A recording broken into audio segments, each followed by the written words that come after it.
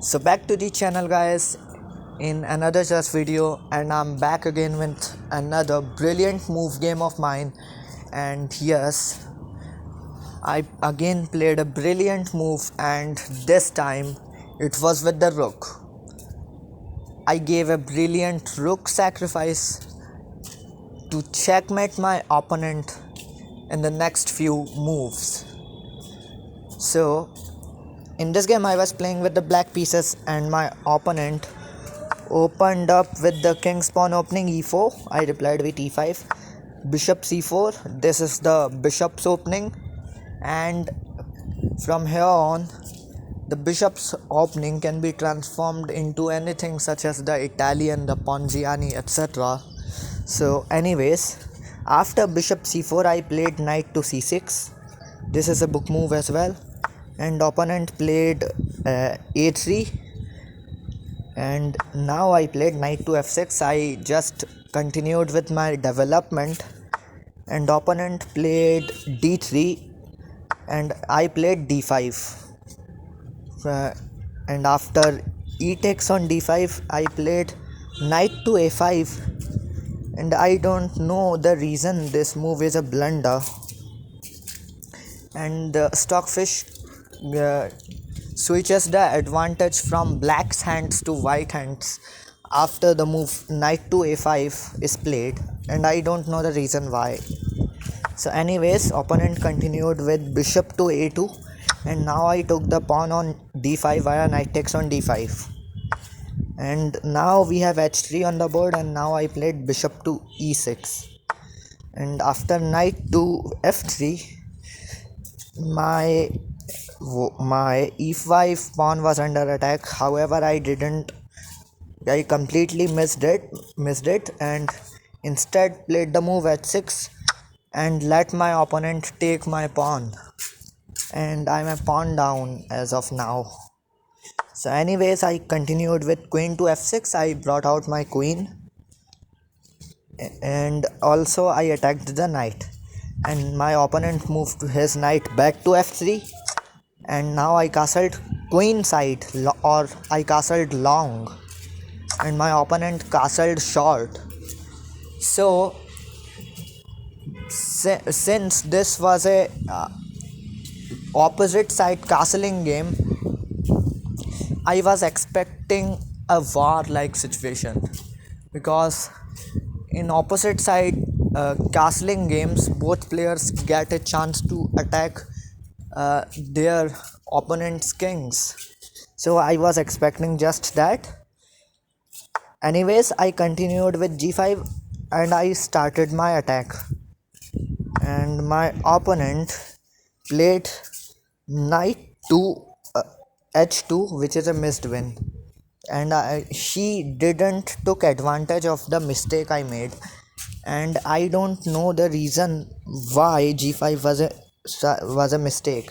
But anyways, I continued with knight to c6, and opponent pushed c3, and after that I played bishop to d6.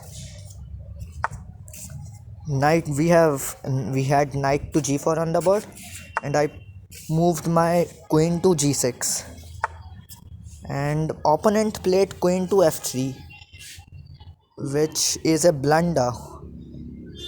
And after queen to f3, black is completely winning in this position with a negative 4.84 advantage, and I don't know why queen to f3 was such a big blunder. But anyways, I continued with h5, and opponent took my knight on d5 via bishop takes on d5, and I played h takes on g4, attacking my opponent's queen. But now my opponent played bishop takes on e6 check, and this is a Zuishan Zug, or an in between move. And afterwards my opponent proceeded to take my g4 pawn, and now I played rook d to g8, and I was preparing the move.